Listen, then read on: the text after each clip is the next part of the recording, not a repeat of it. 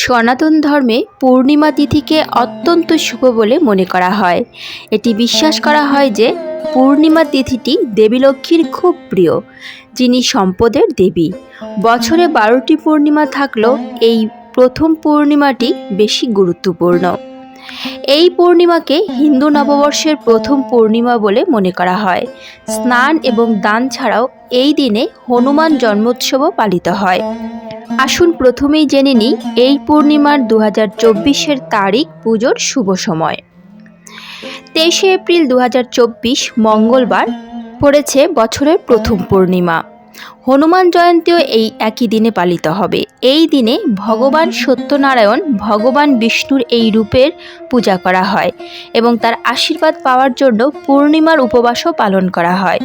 চন্দ্রকে অর্ঘ্য নিবেদন এবং রাতে লক্ষ্মীর পুজো করলে সুখ ও সমৃদ্ধি আসে। এই বছর পূর্ণিমা তিথি শুরু হবে 23শে এপ্রিল 2024 ভোর 3:25 এবং শেষ হবে 24শে এপ্রিল 2024 সকাল 5:18। উদয় তিথি অনুসারে পূর্ণিমা পালিত হবে 23শে এপ্রিল 2024 তারিখে। এই পূর্ণিমাতে স্নানের সময় ভোর 4:20 থেকে সকাল 5:04 পর্যন্ত। ভগবান বিষ্ণু ও শ্রী হনুমানের পুজোর সময় সকাল 9:03 থেকে দুপুর 1:58 পর্যন্ত। চন্দ্রোদয়ের সময় সন্ধে 6:25। লক্ষ্মী পুজোর সময় রাত 11:27 থেকে 12:41 পর্যন্ত। এই পূর্ণিমার তাৎপর্য: শ্রী হনুমান এই পূর্ণিমার দিনে বানর রাজা কেশরী নন্দন এবং মা অঞ্জনীর ঘরে জন্মগ্রহণ করেন। কথিত আছে যে এই পূর্ণিমায় যে ব্যক্তি বজরংবলীর পুজো করে, সুন্দরকাণ্ড, হনুমান চল্লিশা, রামায়ণ পাঠ করে, শ্রী হনুমান স্বয়ং তাকে প্রতিটি সংকটে রক্ষা করেন। সেই সাধক জীবনের সমস্ত সুখ পান। পৌরাণিক বিশ্বাস অনুসারে এই পূর্ণিমার দিনে ভগবান শ্রীকৃষ্ণ ব্রজে রাস উৎসবের আয়োজন করেছিলেন, যা মহারাস নামে পরিচিত। এই মহারাসে হাজার হাজার গোপী অংশগ্রহণ করেছিলেন এবং ভগবান শ্রীকৃষ্ণ সারা রাত প্রতিটি গোপীর সঙ্গে নাচ করেছিলেন। পূর্ণিমার দিনে তীর্থযাত্রায় যাওয়া, স্নান করা এবং দান করা অশেষ পুণ্য দেয়। এই পূর্ণিমা তিথিতে তুলসী গাছের বিশেষভাবে আরাধনা করলে মা লক্ষ্মী অত্যন্ত প্রসন্ন হন। হিন্দু ধর্মে তুলসীকে অত্যন্ত পবিত্র বলে মনে করা হয়। বিষ্ণুর পুজোয় তুলসী অপরিহার্য। তুলসী পাতা না থাকলে বিষ্ণু পুজো সম্পন্ন হয় না। আবার এই গাছে স্বয়ং লক্ষ্মীর বাস। তাই বিভিন্ন ব্রত, উৎসব, শুভ অনুষ্ঠানে, বিশেষ করে পূর্ণিমা তিথিতে তুলসীর পুজো করা হয়ে থাকে।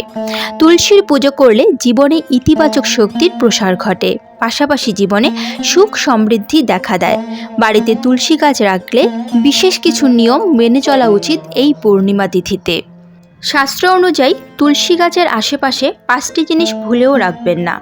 কোন 5টি বস্তুর কথা বলা হচ্ছে প্রথমেই তা জেনে নেওয়া যাক। 1 নম্বরে জুতো। শাস্ত্র অনুযায়ী তুলসী চারার পাশে কখনো জুতো রাখতে নেই।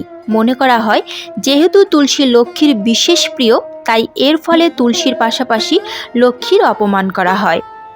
এই একটি ভুলের কারণে লক্ষ্মী রুষ্ট হয়ে গৃহত্যাগ করতে পারেন। তুলসী চারার পাশে পরিষ্কার পরিচ্ছন্নতা বজায় রাখা অত্যন্ত জরুরি। ঝাঁটা। তুলসী বিষ্ণুর প্রিয়, তাই নিয়মিত তুলসী গাছের পুজো করা হয়। শাস্ত্র মতে তুলসী গাছের পাশে কখনো ঝাঁটা রাখতে নেই, কারণ এর ফলে বিষ্ণু ও লক্ষ্মী উভয় অপমানিত হন। আবার তুলসী গাছের পাশে ঝাঁটা রাখলে ব্যক্তি কাঙ্গাল পর্যন্ত হতে পারে। আপনাদের এমন স্বভাব থাকলে আজই নিজের ভুল শুধরে নিন। শিবলিঙ্গ। তুলসী গাছে কখনো শিবলিঙ্গ রাখতে নেই। পৌরাণিক কাহিনী অনুযায়ী পূর্বজন্মে তুলসীর নাম বৃন্দা ছিল। অসুর জলন্ধরের স্ত্রী ছিলেন বৃন্দা। জলন্ধরে বধ করেছিলেন স্বয়ং শিব। তাই শিবকে কখনো তুলসীর সঙ্গে রাখতে নেই। এমনকি শিব পুজোয় তুলসীর ব্যবহার নিষিদ্ধ। কাটা গাছ। অনেকে বাড়িতে কাটা গাছ রাখেন এবং তার সঙ্গে তুলসী গাছও রাখেন, কিন্তু শাস্ত্র বলছে এমন কখনো করতে নেই। শাস্ত্র মতে ক্যাকটাস গাছ বা কাটা গাছ ও তুলসী গাছ এক জায়গায় রাখলে অশুভ ফলাফল লাভ করা যায়। কাটা গাছ ছাড়াও গোলাপ গাছের সঙ্গে তুলসী গাছ রাখবেন না। এই গাছ একসঙ্গে থাকলে বাড়ির সদস্যদের মধ্যে মতভেদ, বিবাদ, ঝগড়া বাঁধতে পারে। পাশাপাশি পারিবারিক অবসাদের পরিস্থিতি গড়ে উঠতে পারে।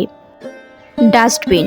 হিন্দু শাস্ত্রে তুলসীকে সর্বাধিক পবিত্র গাছ হিসেবে গণ্য করা হয়, তাই এর পরিষ্কার পরিচ্ছন্নতার বিষয়ে বিশেষ মনোযোগী হওয়া উচিত। আবার তুলসী গাছের পাশে কখনো ডাস্টবিন রাখতে নেই, এর ফলে নেতিবাচক শক্তির প্রভাব বৃদ্ধি পায়, পাশাপাশি পরিবারে দারিদ্র্য দেখা দেয়। এবার চলুন জেনে নেওয়া যাক তুলসী গাছের কোন উপায়গুলো ভাগ্য ফেরানোর জন্য অত্যন্ত কার্যকরী। শাস্ত্রমতে তুলসী গাছের কয়েকটি উপায়ের কথা উল্লেখ রয়েছে। এই উপায়গুলি মেনে চললে যেমন মা লক্ষ্মী আপনার উপর সদয় হবেন, তেমনি প্রীত হবেন সম্পদের দেবতা কুবের। মনে করা হয় এই উপায়গুলি মেনে চললে কুবের দেবতা নিজের সম্পদের ভাণ্ডার খুলে দেন সেই ব্যক্তির জন্য। প্রতিদিন তুলসী গাছের গোড়ায় জল দিন। বিশেষ করে এই পূর্ণিমা তিথিতে অবশ্যই তুলসী গাছের গোড়ায় জল দিন এবং প্রতিদিন এর পুজো করুন। এর ফলে বাড়ি থেকে নেগেটিভ এনার্জি দূরে সরে যাবে এবং সংসারে সমৃদ্ধি আসবে। এর ফলে লক্ষ্মী ও নারায়ণের আশীর্বাদ লাভ করা যায়। তুলসী গাছের পাতা ও মূল অত্যন্ত গুরুত্বপূর্ণ। তুলসী গাছের গোড়ায় স্বয়ং নারায়ণের বাস, তাই তুলসী গাছের গোড়ায় এই পূর্ণিমা তিথিতে জলের সাথে একটু দুধ ঢাললে অর্থভাগ্য খুলে যাবে এবং দুর্ভাগ্যকে আপনি অনায়াসে পরাজিত করতে পারবেন। মনে রাখবেন, রবিবারে ভুলেও তুলসী গাছ স্পর্শ করবেন না। এছাড়াও একাদশী তিথিতেও তুলসী গাছ স্পর্শ করতে নেই। এছাড়া তুলসী তলায় প্রদীপ দেখানোর সময়ও ভুলেও তুলসী গাছ স্পর্শ করবেন না। তুলসী গাছের গোড়ায় এই দিন আটা দিয়ে প্রদীপ তৈরি করে সেই প্রদীপ জ্বালান। পরের দিন এই আটার প্রদীপ কোনো গরুকে খাইয়ে দিন। তুলসী গাছের পুজো করার সময় ওম নমো ভগবতে বাসুদেবায় নমঃ মন্ত্র জপ করুন। তুলসী গাছের সামনে এই মন্ত্র 108 বার জপ করুন।